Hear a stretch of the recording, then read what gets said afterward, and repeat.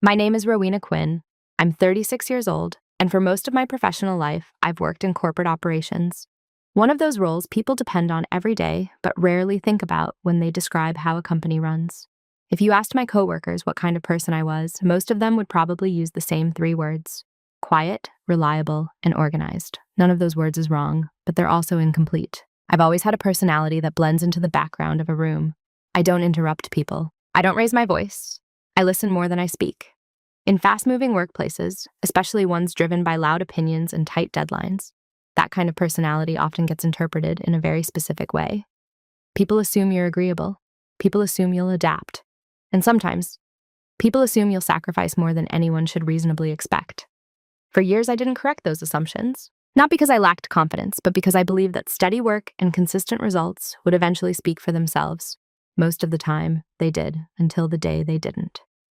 The story I'm about to tell begins with a moment that might sound small on the surface: a calendar request, a meeting, a decision about priorities. But behind that moment was something deeply personal. My father had been scheduled for a long-awaited surgery appointment. It was the kind of medical procedure families prepare for carefully, emotionally, financially, and logistically. I had arranged my work schedule weeks in advance so I could be there with him. Then my manager called. He told me the quarterly report needed last-minute revisions. He insisted the presentation mattered more than my absence. And before the conversation ended, he made a request that would quietly reshape everything that followed. He told me to cancel my father's surgery appointment. At the time, the request didn't come with shouting or threats. It came in the calm, confident tone of someone who believed his authority made the decision obvious. And for a few seconds, the entire room went silent. What happened next wasn't dramatic in the way people imagine workplace conflicts.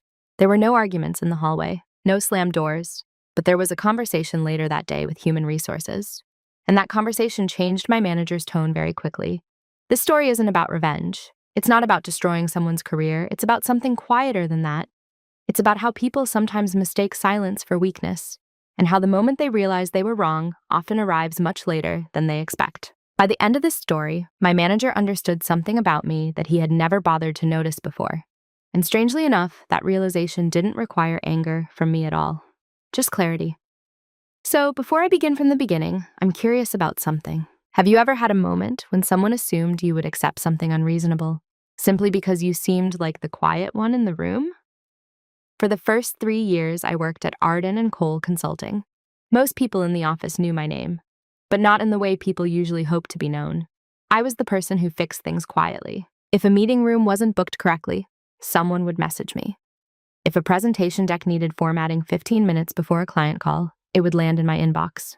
If a team needed background numbers for a report they had promised but hadn't prepared, I was usually the one who assembled it.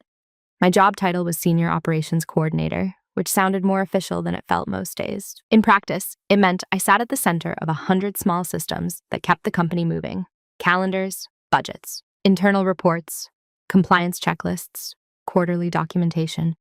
I understood how information moved through the company better than almost anyone else, not because I had authority, but because nearly everything passed through my desk at some point. Still, when people talked about the important work being done at Arden & Cole, my role was rarely part of the conversation. Consultants closed deals, managers ran projects, executives made decisions.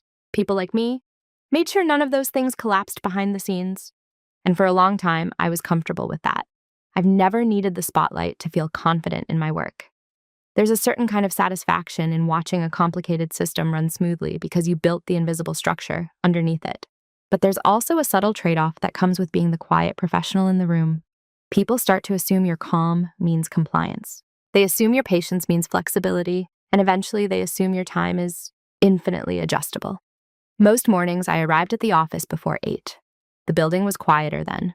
The glass walls reflected the soft gray Seattle light, and the coffee machine in the break room made that low, humming sound that always reminded me of the beginning of a long day.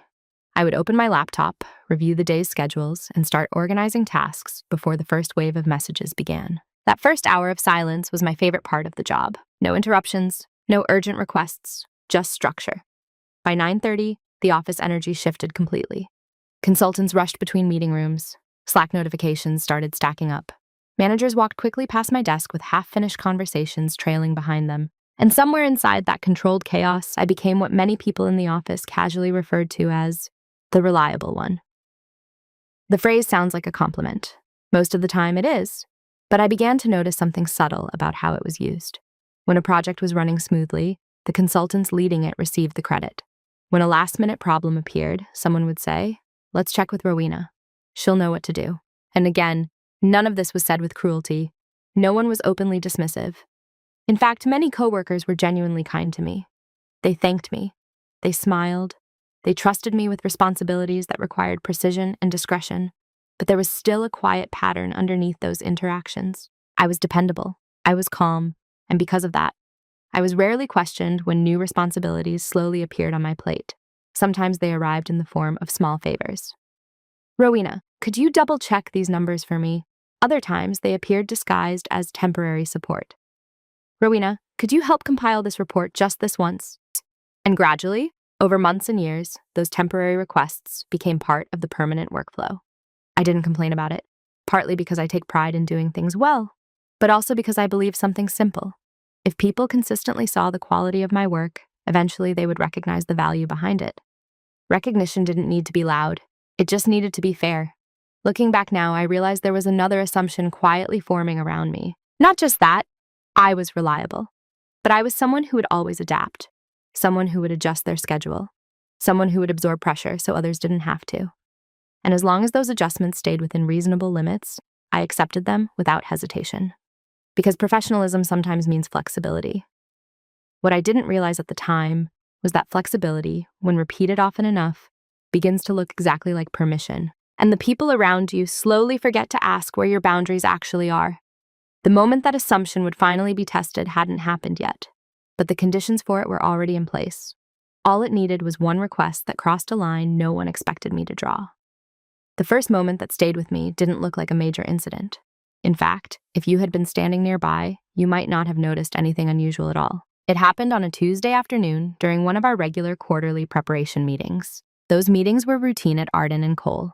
Managers gathered around the long glass conference table, while I sat at the end with my laptop, documenting action items and updating the shared timeline. My manager, Daniel Mercer, led the discussion that day. Daniel had been with the firm for nearly a decade. He was the kind of leader people often described as driven. He spoke quickly, made decisions fast, and rarely spent time revisiting them. In the consulting world, that kind of confidence was often rewarded. Most people respected him. Some people were slightly intimidated by him. I mostly observed him. During the meeting, Daniel walked the team through the deadlines for the quarterly performance report that would eventually be presented to senior leadership. It was a complicated document. Financial summaries, operational metrics, and several client performance analyses all stitched together into a single presentation. As usual, my role was to track the moving pieces. About halfway through the meeting, Daniel looked down at his printed agenda, then back up at the group. "All right," he said, tapping the table lightly with his pen. "We're behind on the financial reconciliation section. We need updated numbers by Friday." One of the consultants across the table frowned slightly. "Finance hasn't finished their internal review yet," she said. Daniel nodded once, impatient but controlled. "That's fine. We'll work with preliminary figures." Then his eyes moved toward me. "Rowena, you'll handle the compilation." It wasn't phrased as a question. I glanced up from my laptop. "Do you mean collecting the data from finance?" I asked carefully. "Or assembling the full reconciliation summary?" Daniel barely paused. "Both." The consultant who had raised the concern earlier hesitated. "Isn't that usually done by the analytics team?" Daniel shrugged slightly. "They're overloaded right now." Then he looked back at me with the same calm certainty he used when assigning any other task. "Rowena's good with details. She'll sort it out." Around the table, no one objected. Some people nodded casually. Others simply returned to their notes. To them, it probably sounded reasonable. I had a reputation for being organized, after all. But there was a quiet shift in responsibility inside that moment. The reconciliation summary wasn't a small administrative task. It required pulling financial data from 3 departments, verifying discrepancies, and formatting the results in a way the executive team could review quickly. Normally, that process involved at least 2 analysts. Still, I didn't argue. I typed the assignment into my notes. Financial reconciliation summary, Friday deadline. Daniel continued the meeting as if nothing unusual had happened. And technically, nothing dramatic had happened. No one had been rude. No one had raised their voice. The conversation moved forward, and within minutes, we were discussing other agenda items. But something about the exchange stayed with me longer than the rest of the meeting. Not the task itself. I had handled complicated work before. It was the assumption behind the assignment. Daniel hadn't asked if my schedule allowed for the extra responsibility. He hadn't checked whether other teams could contribute. He had simply decided that the problem would quietly move in my direction, because historically, it always did. After the meeting ended, people gathered their laptops and filtered out of the conference room. One of the consultants paused briefly beside me. "Thanks for taking that on," she said with a quick smile. "You always make these reports look easy." I returned the smile politely, but inside my mind, I was already calculating the hours the assignment would require. Finance data requests, verification calls, spreadsheet reconciliation, formatting the final document. It wasn't impossible, but it wasn't small either. Still, I closed my notebook, returned to my desk, and began organizing the steps. Because at that point in my career, my instinct was always the same. Solve the problem first. Think about the implications later. The reconciliation summary was finished on time that Friday. Daniel thanked the team briefly in the next meeting, and the moment passed. But I remembered it, not because it was dramatic, because it was the first time I noticed how easily extra weight could be placed on someone who never pushed back. At the time, I told myself it was temporary. Just one busy quarter. Just one overloaded analytics team. But small patterns rarely stay small, especially when they work so efficiently. After the reconciliation report, something subtle changed. Not overnight, not in a way anyone would announce or even acknowledge. But over the next few months, I began to notice how certain responsibilities started drifting in my direction more often. At first, the requests were framed the same way they always had been. Temporary help, quick adjustments, small favors that would supposedly save someone else time. "Rowena, could you double-check the formatting on this before we send it? Rowena, do you mind sitting in on this call and taking notes? Rowena, could you coordinate the follow-up with finance?" Individually, none of these tasks was unreasonable. In fact, many of them fell loosely within the boundaries of my role. But what stood out wasn't the requests themselves. It was the way they accumulated. Tasks that originally belonged to different departments slowly began passing through my desk before reaching their final destination. And somewhere along the way, people stopped asking whether I could help. They simply assumed I would. Daniel especially had a way of assigning work that made it sound like the natural order of things. One afternoon, he stopped beside my desk while scrolling through his phone. "Rowena," he said, "the client metrics deck needs to be cleaned up before tomorrow's call." I looked up. "Isn't that the strategy team's presentation?" "Technically," he said, still glancing at his screen. "But they're slammed today." He finally looked up and gave a quick, casual smile. "You're faster at fixing these things anyway." Then he walked away before I could respond.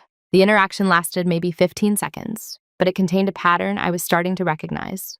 Compliment, assumption, delegation, not malicious, just efficient. And efficiency can sometimes hide a surprising amount of imbalance. At first, I rationalized it. Everyone was busy. Consulting firms thrive on tight deadlines and constant adjustments. Helping each other wasn't unusual. But gradually, the requests became less occasional. A spreadsheet here, a report there, meeting coordination that technically belonged to project managers, late edits to documents that should have been finished hours earlier. And because I was known for being organized, the logic seemed to follow a simple path in everyone's mind. If Rowena handles it, it will get done correctly. So Rowena handles it. There was one evening that made the pattern impossible to ignore. It was close to 6:30, and most of the office had already started packing up. I was finishing a report summary when a Slack notification appeared from Daniel. "Daniel, quick update needed on the Q3 timeline doc." I opened the file he attached. It wasn't a quick update, it was a complete revision. Deadlines had shifted, budget estimates were missing, and several sections needed to be rebuilt from scratch. I typed a careful response. Me. "This will take a few hours to revise properly. When do you need it?" The typing indicator appeared almost immediately. "Daniel, tomorrow morning." I glanced around the office. The lights in several sections had already turned off automatically. Cleaning staff were starting to move quietly between empty desks. I typed again. Me. "I can start tonight and finish early tomorrow." Another pause. Then his reply appeared. "Daniel, if you could wrap it tonight, that would be ideal." There was no pressure in the wording, just a calm assumption. I leaned back slightly in my chair and looked at the screen. In that moment, I realized something important. No one had formally decided that my time was more flexible than everyone else's. There had been no meeting about it, no policy change. It had simply become normal. Because every previous time something urgent appeared, I had quietly adapted to solve it. And people remember patterns that make their work easier, so they repeat them. That night, I stayed until almost 9. The timeline document was finished before I left. Daniel sent a short message the next morning. Looks good. Thanks. No criticism, no drama, just an acknowledgement that the task had been completed. And in the rhythm of the office, the pattern continued moving forward, but internally something small had started to shift in my thinking. Not resentment, not anger, just awareness. Because once you see a pattern clearly, it becomes much harder to pretend it isn't there. At the time, I still believed the situation could balance itself out eventually. Workplaces go through busy seasons, responsibilities shift, teams adjust. That's what I told myself. What I didn't yet understand was that the role people assign you rarely changes on its own, especially if that role makes everyone else's lives easier. There's a moment in many workplaces when you realize the role people see you in isn't necessarily the one written in your job description. For me, that realization didn't arrive during a meeting or a performance review. It arrived during a conversation that wasn't meant for me at all. It was a Thursday afternoon, and I had stepped into the break room to refill my coffee. The office was busy that day, phones ringing, people moving quickly between meeting rooms, the low hum of overlapping conversations filling the hallway. 2 consultants were standing near the window, talking quietly while reviewing something on a tablet. They didn't notice me right away. "Did Daniel send you the updated schedule?" one of them asked. "Yeah," the other replied, scrolling through the screen. "But the formatting is a mess." There was a short pause, then the first consultant shrugged slightly. "Just send it to Rowena, she'll fix it." The second one laughed softly. "Honestly, I think half this company runs through her laptop." They weren't being cruel. In fact, their tone sounded almost appreciative, but something about the way they said it felt revealing. "Rowena will fix it. Not ask Rowena if she has time, not coordinate with Rowena.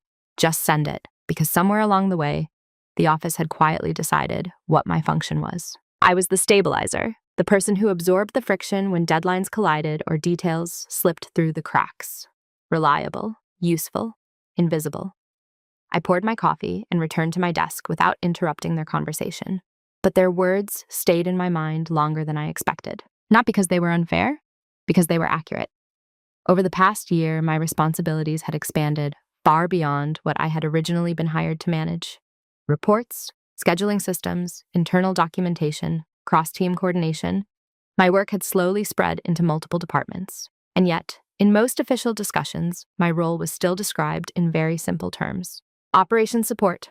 The phrase sounded modest, but the reality underneath it was much more complex. I knew where almost every major internal document lived. I knew which projects were behind schedule before they showed up on the weekly report. I knew which numbers in a financial summary required a second look. And I knew which deadlines would quietly collapse if someone didn't intervene. Most people in the office didn't track those patterns. I did, because I was the one connecting the pieces. But knowledge inside an organization can exist in 2 very different forms: the visible kind, and the kind people rely on without acknowledging. Mine was mostly the second type. There was a moment later that week that confirmed it. Daniel had called a short project meeting with 3 consultants and me. We were reviewing the timeline for an upcoming client presentation when one of the consultants noticed a discrepancy in the project schedule. "This date doesn't match the finance timeline," she said, pointing at the screen. Daniel frowned slightly. "Where did this version come from?" Everyone looked around the table for a moment. Then Daniel glanced toward me. "Rowena?" I checked the file. "It looks like an earlier draft," I said. "The updated version is in the shared drive under the Q4 planning folder." Daniel nodded. "Can you pull it up?" Within a few seconds, the correct document was on the screen. The meeting continued smoothly. But as the conversation moved forward, I noticed something interesting. No one questioned how I knew exactly where the updated version was. No one asked how often I reorganized those folders or checked the documents inside them.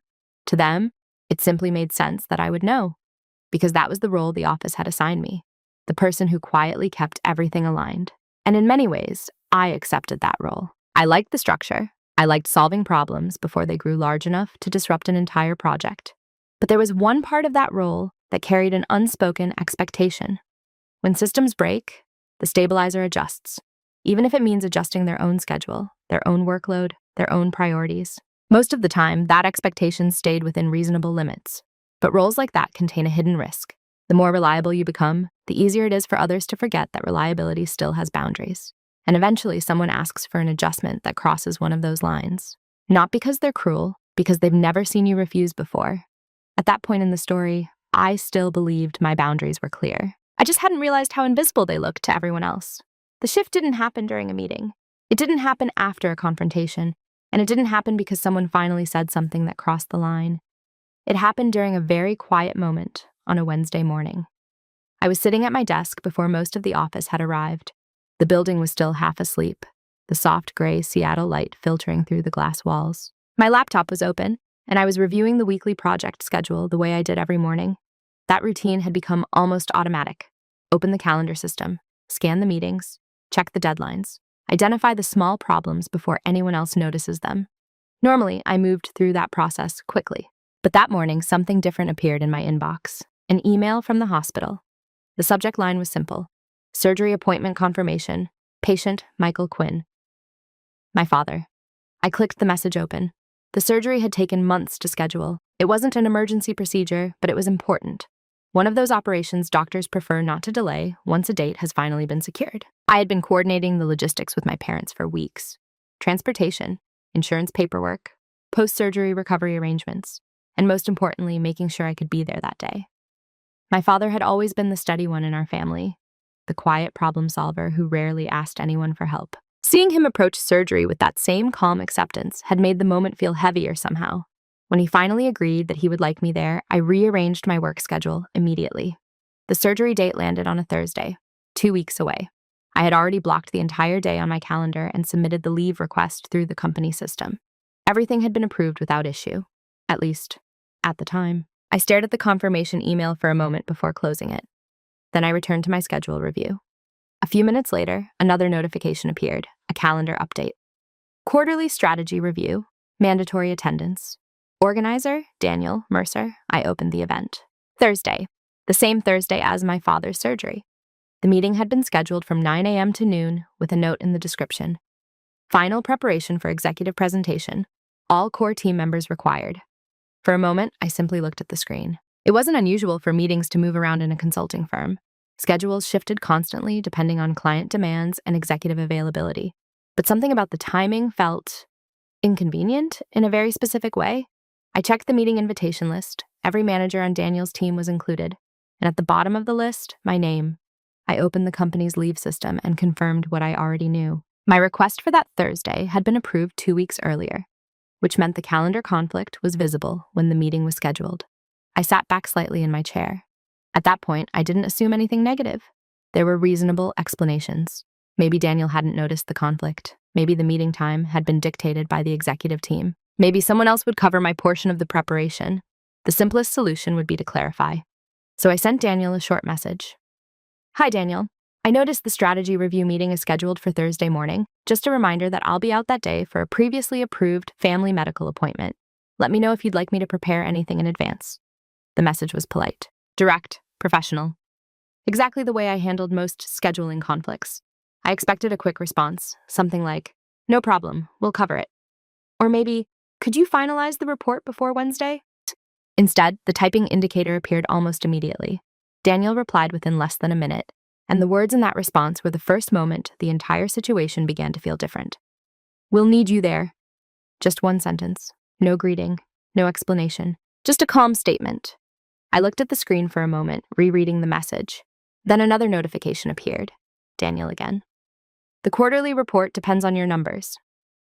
The office was still quiet around me. Most of the desks were empty. The coffee machine hummed softly in the break room. And in that quiet moment, something inside my thinking shifted. Not anger, not panic. Just a sudden, very clear awareness that a conversation was about to happen. One that would test the assumptions everyone in the office had made about me. Up until that morning, my reliability had always worked in everyone's favor. Now it was about to collide with something far more personal. And the response Daniel expected from me was already obvious. Adjust, adapt, solve the problem. Because that's what I had always done before. But that morning, for the first time in a long time, I didn't immediately begin looking for a way to rearrange my life to fit the request. Instead, I closed my laptop slowly and thought about what the right response actually was. When Daniel sent that message, "We'll need you there," I didn't reply immediately. That was unusual for me. Most of my coworkers would probably say that one of my defining traits at work is responsiveness. Emails answered quickly, messages acknowledged, problems were addressed before they could grow larger. But that morning, I simply sat there for a moment and looked at the screen. Not because I was unsure how to respond, because I wanted to be careful about why I responded. For years, my instinct in situations like this had been automatic. Find a solution that made the system work again. Adjust the schedule, rearrange the pieces, make the conflict disappear. That instinct had built my reputation, but it had also quietly trained everyone around me to believe that the final adjustment would always come from my side. This time, I didn't move immediately. Instead, I reopened the company leave system and reviewed the approval again. Request submitted, 2 weeks earlier. Status, approved. Then I checked the shared project timeline. The quarterly report Daniel mentioned, the one supposedly dependent on my numbers, was already 90% complete. I had finished most of the operational summaries the previous week. The remaining work was mostly formatting and a final verification pass. Important work, yes, but not work that absolutely required my physical presence in a meeting room for 3 hours. I closed the documents and leaned back slightly in my chair. The question in front of me wasn't actually about logistics. It was about expectation. Daniel assumed that if a conflict existed, I would be the one to adjust, the same way I always had. And for the first time, I realized something interesting. No one had ever actually tested the alternative. No one had seen what would happen if I didn't immediately bend around the schedule. A few minutes later, another message appeared from Daniel. "Did you see my note?" The tone was still calm, efficient. He wasn't being aggressive. He simply expected a response. I typed slowly, choosing my words carefully. "Yes, I saw it. I'll make sure the report is finalized before Thursday." A moment passed. Then his reply arrived. "That's not the issue." Another pause, then the next message. "The executive team may have questions about the data. It's better if you're present." I watched the blinking cursor in the chat window. This was the moment when the old version of me probably would have responded with something like, "I'll see if I can rearrange the appointment," or "Maybe I can attend remotely from the hospital waiting room." Both options would have solved Daniel's problem, but neither of them would have respected the reason my calendar was blocked in the first place. So I didn't suggest either one. Instead, I wrote a single sentence. "Thursday is my father's surgery appointment." I didn't add dramatic language. I didn't describe the medical details, just the fact. The typing indicator appeared again almost immediately. Daniel's next response came through in 2 parts. First, "I understand." Then a few seconds later, "But the quarterly report is critical." I read the message twice. The phrasing was careful, sympathetic on the surface, but underneath it was still the same assumption. Work first. Adjust the personal situation if necessary. At that moment, something became very clear to me. Daniel didn't believe he was asking for something unreasonable. From his perspective, he was simply prioritizing the business need in front of him. And because I had always handled difficult adjustments quietly before, he assumed I would do it again. What he didn't realize was that my silence in that conversation wasn't hesitation. It was deliberate. I was listening carefully to what he believed the options were. Because once people state their assumptions out loud, the next step becomes much easier to choose. I didn't argue with him. I didn't try to persuade him emotionally. Instead, I replied with the most neutral response possible. "The report will be finished before Thursday. If there are follow-up questions, the documentation should cover them." Mom, a longer pause followed this time. Several minutes passed before Daniel answered. His final message was the one that stayed with me. "We'll talk about this later." Then the conversation ended. I closed the chat window and returned to my work. On the surface, nothing dramatic had happened. No raised voices, no confrontation. But internally, something had shifted. For the first time since joining Arden and Cole, my silence wasn't about accommodating the system. It was about observing it. And that small difference changed the way I approached the rest of the week. Because when you stop automatically absorbing pressure, you start seeing where it actually originates. And what I began noticing over the next few days was something my coworkers had never realized I was paying attention to. Not the requests, not the deadlines, but the structure behind them. The part of the system that determined who carried the consequences when priorities collided. That was the part no one ever talked about openly, but it was the part that mattered most. When people describe quiet employees, they often assume silence means disengagement, that you're simply doing your tasks, keeping your head down, and avoiding unnecessary attention. In some cases, that's probably true. But in my case, silence had always meant something slightly different. It meant observation. For years, while other people moved quickly between meetings and deadlines, I had been sitting at the intersection of the company's information flow. And when you occupy that position long enough, you start noticing patterns other people don't see. Not because you're looking for leverage, simply because the details pass through your hands every day. Calendar changes, budget revisions, version histories of reports, approval timestamps, small things, individually insignificant. But together they form a very clear picture of how decisions actually move inside an organization. Most people only see their part of that system. I saw nearly all of it. Still, I had never used that knowledge for anything beyond doing my job well. Until that week. After the conversation with Daniel, I approached my work the same way I always had, methodical, organized, calm. But internally, I was paying attention in a slightly different way.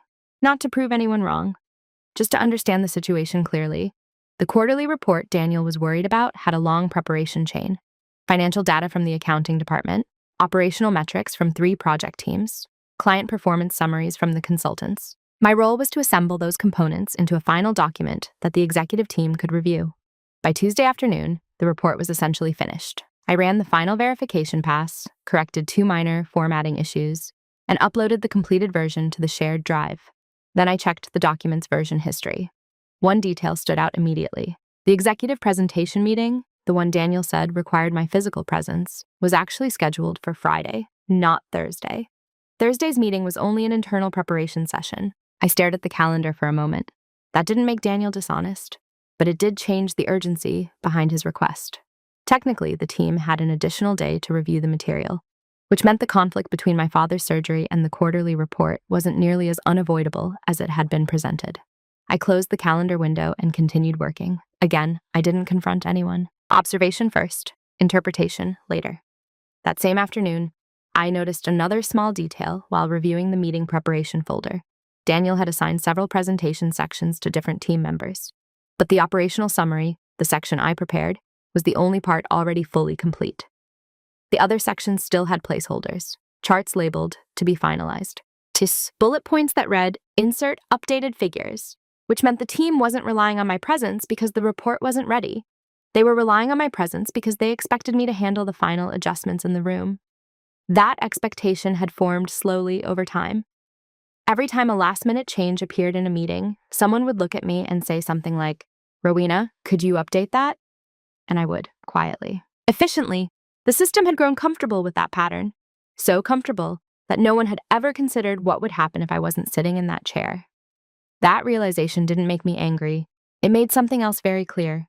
The office didn't see my role as optional. They saw it as structural. And structural roles create an interesting kind of dependency, the kind people don't recognize it until the structure shifts. By Wednesday evening, the quarterly report was completely finalized. Every number verified, every chart is formatted, every section was documented clearly enough that anyone reading it could follow the logic.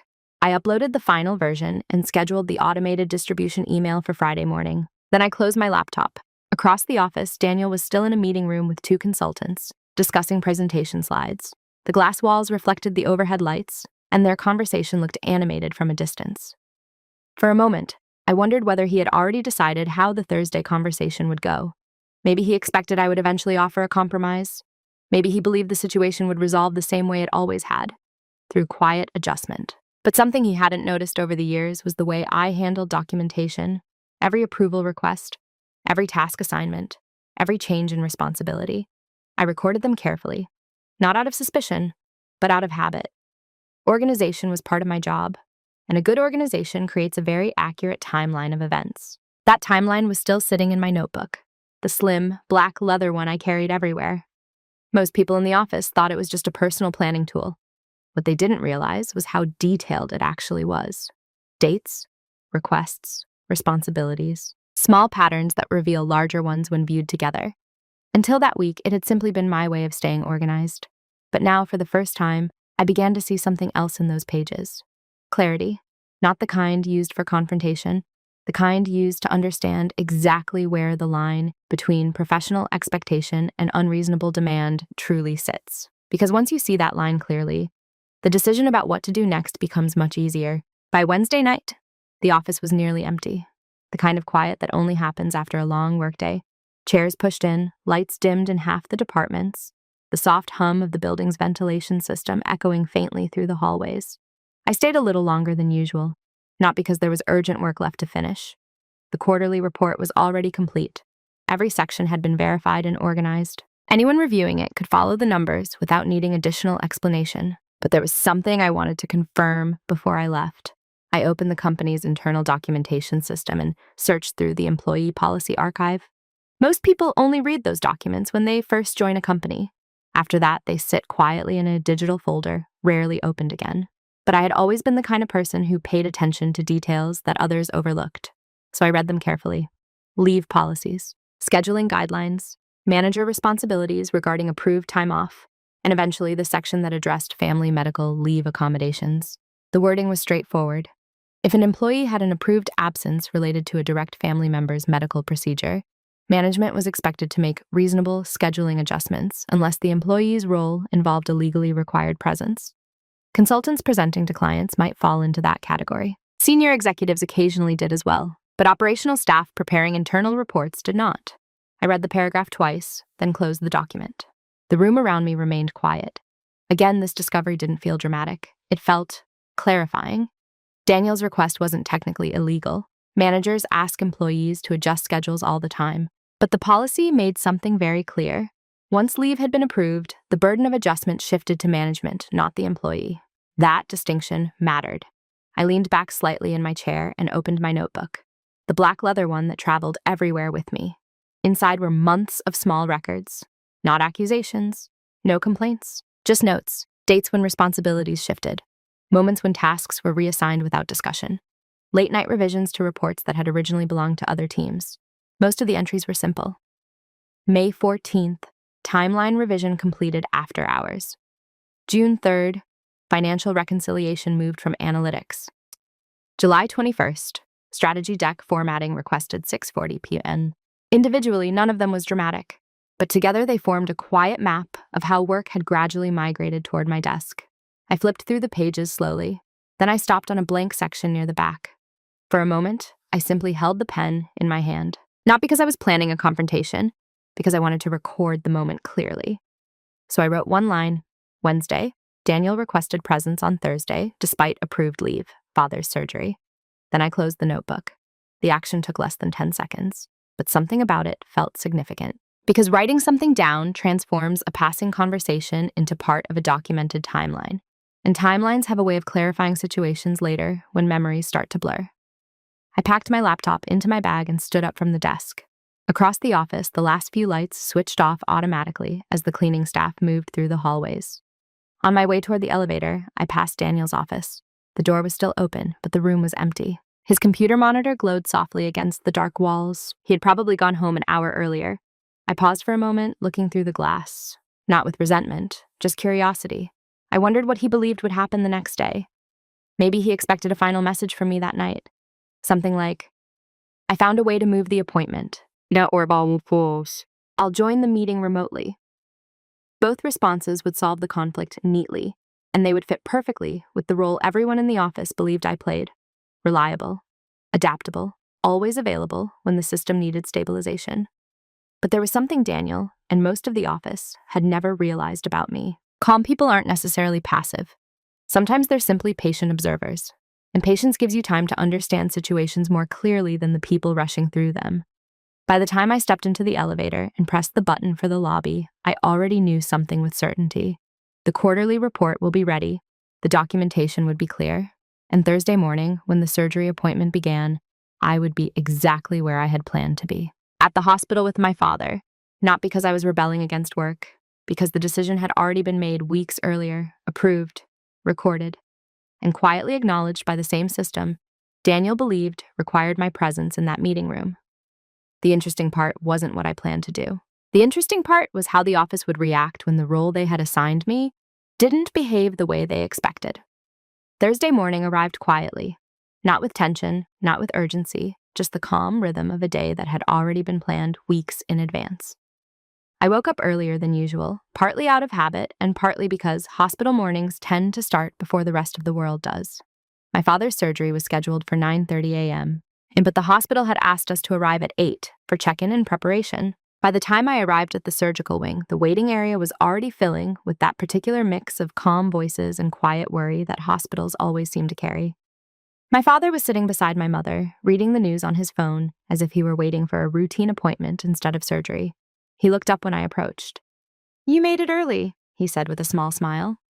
"I always do," I replied. That was true in more ways than one. After the initial paperwork and pre-surgery checks, the nurse explained that the procedure would take a few hours. Families were welcome to stay in the waiting area, and the surgeon would provide an update once everything was finished. My mother settled into one of the chairs near the window. My father was taken back through the double doors a little after 9, and then the waiting began. I turned my phone to silent, but I didn't turn it off completely.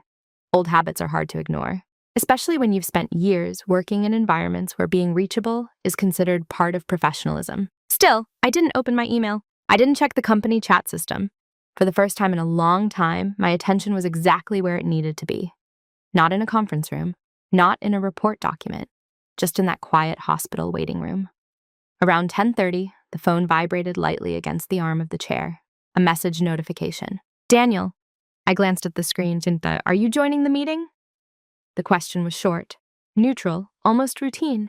For a moment, I simply looked at the message without replying. Not because I was unsure of the answer, but because this was the exact point where the two expectations, the one from work and the one from my personal life, finally collided. From Daniel's perspective, the quarterly preparation meeting had begun 30 minutes earlier.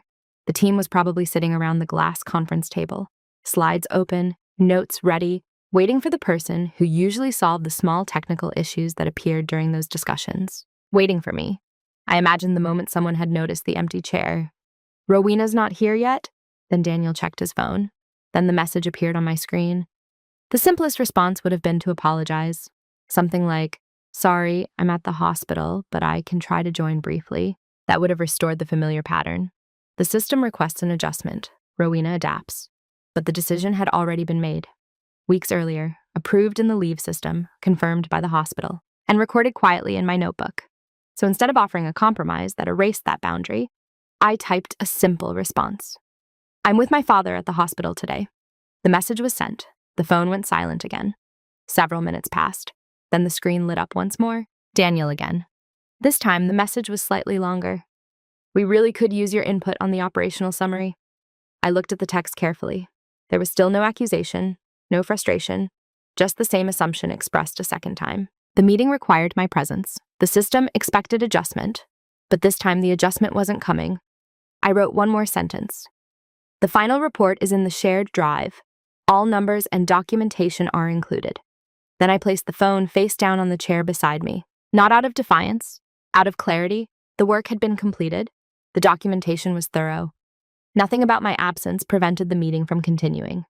If questions appeared, the team could review the material the same way they reviewed every other section of the report, because that's what documentation is for. 10 minutes later, the phone vibrated again. This time it wasn't Daniel. It was a message from one of the consultants on the team. "We found the file. Looks good." That was it. No panic, no crisis, just confirmation that the meeting had continued without disruption. I leaned back in the chair and looked toward the hallway where nurses were moving quietly between patient rooms. For a long time, the office had believed something about me that wasn't entirely accurate. They believed I was essential in the moment, that certain systems couldn't function unless I was physically present, but the truth was simpler. The systems worked because I had prepared them carefully, and good preparation means the system can continue running, even when you step away. Around noon, the surgeon finally entered the waiting area. My mother and I both stood up immediately. He smiled before he even reached us. "The surgery went very well," he said, and just like that, the entire morning shifted back to where it belonged. Not to deadlines, not to meetings, just to the quiet relief that comes when something important has gone right. Back at the office, the quarterly meeting had ended hours earlier. What Daniel was thinking at that moment, I didn't know. But I did know one thing. The next conversation between us would sound different than any we had before. Because for the first time since I joined the company, the role everyone expected me to play had quietly changed. The surgery lasted a little longer than expected, but by early afternoon, my father was resting in recovery, and the doctor had confirmed everything had gone smoothly. Relief has a very particular feeling. It's not loud. It doesn't arrive with excitement or celebration. It arrives quietly, like the slow release of tension you didn't realize you had been holding all morning. My mother and I sat together in the recovery waiting area while the nurses monitored him. The hospital windows overlooked a stretch of gray Seattle sky, and for the first time that day, I allowed myself to check my phone again. There were a few work notifications, nothing dramatic. 2 emails from consultants clarifying small details in the quarterly report. A calendar update moving the executive presentation from Friday afternoon to Friday morning. And one message from Daniel. Let's talk tomorrow. That was it. No criticism, no frustration, just a request. I didn't answer immediately, not because I wanted to delay the conversation, but because there was nothing urgent to resolve in that moment. The report had already been delivered. The meeting had already happened. The system had continued running exactly the way it was designed to, which meant the next step didn't require reaction. It required preparation. That evening, after my father was transferred to a regular recovery room and my mother insisted she could stay with him overnight, I returned home. The apartment was quiet when I walked in. I set my bag down, changed into something comfortable, and opened my laptop at the small table near the window. The quarterly report was still open in the shared drive. I reviewed it once more, not because I expected problems, but because habit has a way of pulling you back into familiar patterns. Everything looked exactly the way it should. Clear documentation, accurate numbers, version history showing the timeline of revisions. If anyone reviewed the report closely, they would see that the final version had been completed before Thursday morning, which meant the meeting Daniel wanted me to attend had never actually depended on unfinished work. After closing the report, I opened a different folder, the internal HR documentation system. Again, nothing dramatic about the action. I wasn't filing a complaint. I wasn't drafting a report about Daniel. I was simply reviewing the company's formal procedures. Employee leave policies, manager responsibilities, conflict resolution guidelines. Not because I expected confrontation. Understanding the structure of a system is always useful before entering a conversation about how that system was used. Once I finished reading, I opened my notebook again, the black leather one. On the next blank page, I wrote 2 short entries. Thursday, surgery day. Report completed beforehand. Meeting proceeded without issue. Then below it, Daniel requested a discussion on Friday. The notes were factual, nothing emotional, just part of the timeline. After that, I closed the notebook and shut down the laptop. Preparation, in my experience, rarely involves large, dramatic moves. It's usually a series of small steps that make sure the facts remain clear when a conversation eventually happens. The next morning arrived quickly. By the time I reached the office, the atmosphere felt normal. People were walking between meeting rooms with coffee cups in hand. Phones were ringing. Someone was laughing near the break room. The kind of everyday activity that makes it hard to believe a conflict exists at all. I placed my bag under my desk and opened my laptop. A few minutes later, Daniel walked past my workstation. He stopped briefly. Morning, Rowena? Good morning. His expression was calm, professional, the same tone he used during any regular workday. Do you have a few minutes later? He asked. We should talk. Of course, I said. He nodded once and continued down the hallway toward his office. The interaction lasted less than 10 seconds, but in that short moment, I noticed something subtle. Daniel's tone had changed slightly. Not dramatically, just enough to suggest that Thursday hadn't unfolded the way he originally expected. The system had continued functioning, the report had been ready, the meeting had moved forward without interruption, and the person he believed needed to adjust her priorities best hadn't done so. Now, the conversation we were about to have wasn't about solving a scheduling problem. It was about understanding why the adjustment never happened. And that kind of conversation tends to unfold very differently, especially when both people walk into the room calmly, prepared, and fully aware of the facts behind the situation. By the time the afternoon arrived, Daniel sent a short message. Can you stop by my office? I closed the document I had been reviewing, picked up my notebook, and stood up from my desk. The hallway outside his office was quiet. When I knocked lightly on the open door, he looked up from his computer. Come in. The conversation we were about to have would only take a few minutes, but the effects of that conversation would last much longer than either of us realized at the time. A few weeks later, things started to change. The project Daniel had pushed so confidently began to fall apart. Deadlines slipped. Clients started asking difficult questions. Suddenly, the room felt different. The same people who once dismissed my proposal were now quietly reviewing it again. No one mentioned the past out loud, but the shift was obvious. Sometimes consequences don't arrive with drama. They appear slowly when reality begins to replace confidence. Months passed. I was no longer the quiet guy people ignored. Not because I tried to prove anything, but because my results started speaking for me. New clients, better projects, more responsibility, and people noticed. One afternoon, Daniel walked into my office. He stood there awkwardly, the same man who once laughed at my ideas. "Hey, about before," he said, rubbing the back of his neck. "I think we got off on the wrong foot." I didn't feel angry anymore. I didn't feel anything, really. I simply looked at him and said, "It's okay. That was a long time ago."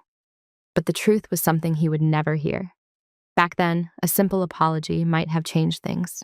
Now, the distance between us was already too big. Some mistakes don't explode immediately. They grow quietly, until one day you realize it's already too late to fix it. A week later, we ended up in the same meeting, same table, same room, but everything felt different. Daniel presented an idea. Halfway through it, I realized something.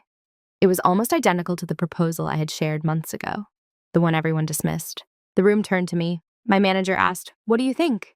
Old me would have tried to defend myself, explain everything, prove that it was my idea first. But I didn't.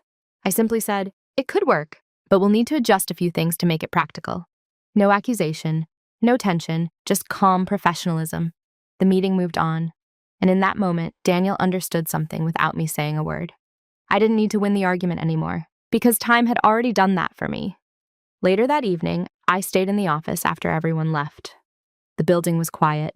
I looked around the room that once made me feel small, the same place where my ideas were ignored, where people talked over me, where I wondered if I even belonged there. Back then, I thought respect came from being louder, from proving people wrong. But I was wrong.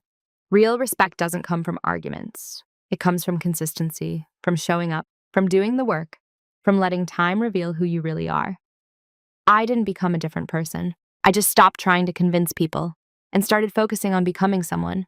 They couldn't ignore it anymore. Looking back, the biggest lesson wasn't about success. It was about silence. Not the silence of weakness, but the silence of patience. When people doubt you, you don't always need to fight back. Sometimes the smartest move is simple. Keep working, keep improving, keep moving forward. Because time has a strange way of revealing everything. Those who laughed will remember. Those who doubted will notice. And one day, without saying a word, you'll realize something important. You didn't win by proving them wrong. You won by becoming someone they can no longer overlook. If you've ever been underestimated, video của mình hôm nay đến đây là kết thúc. Nếu bạn thích video này, hãy cho mình xin một lượt like và một lượt đăng ký kênh. Hẹn gặp lại các bạn ở trong những video tiếp theo. Bye bye.